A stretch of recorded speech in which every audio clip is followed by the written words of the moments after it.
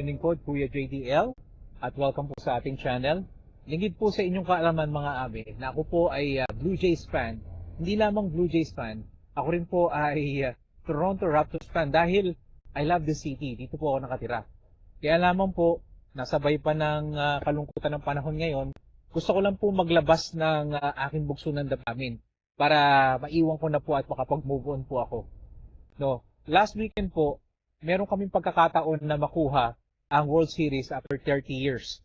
Yan po sa pamamagitan ng Toronto Blue Jays, ng baseball team ng Toronto at ng laban sa Dodgers na talaga namang paborito at tinatayang pinakamalaking franchise pagdating sa baseball kasama ng Yankees at ng Boston. So sa madaling sabi, lamang po kami sa serye at nung Sabado natalo kami. At anong Biyernes ay natalo kami. At nung Saturday, may pag-asa naming makuha. At minarapat namin na pumunta kami sa downtown ni Mrs. JDL dahil po lamang ang Blue Jays. Ito po yung mga pangyayari sa downtown. Panoorin po ninyo mga abe.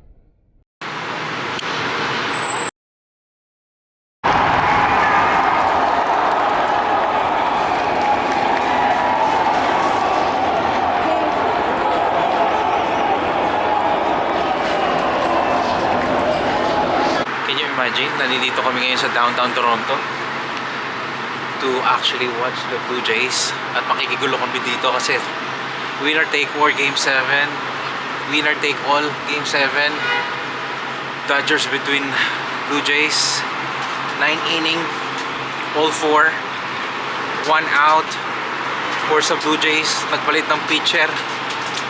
I don't know, I'm so scared. I'm just moving so much. On it, feeling.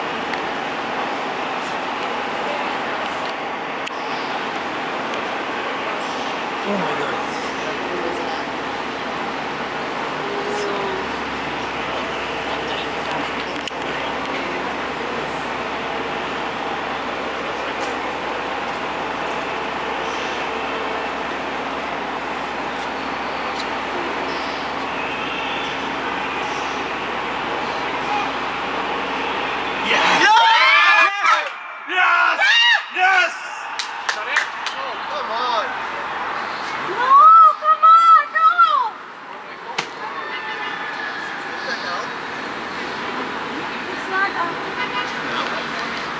Ba?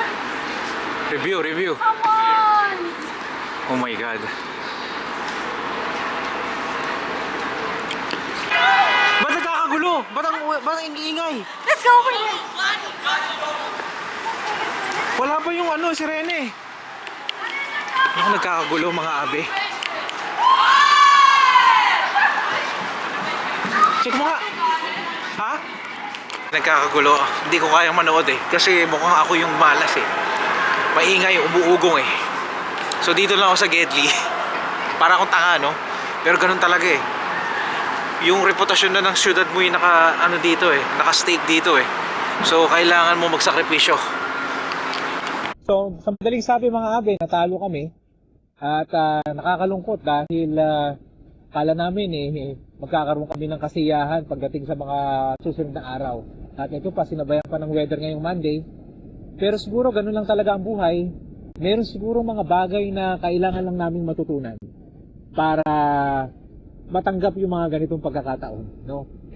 Sabi ko nga, at least tayo sa Toronto, may team tayo. Yung iba nga, walang team, no? At baseball lang yan.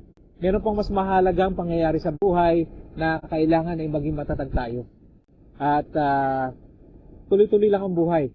At lagi kong sinasabi, may pag-asa sa wala ng pag-asa. Mula po dito sa Toronto, best regards, Kuya JDL. Bye-bye.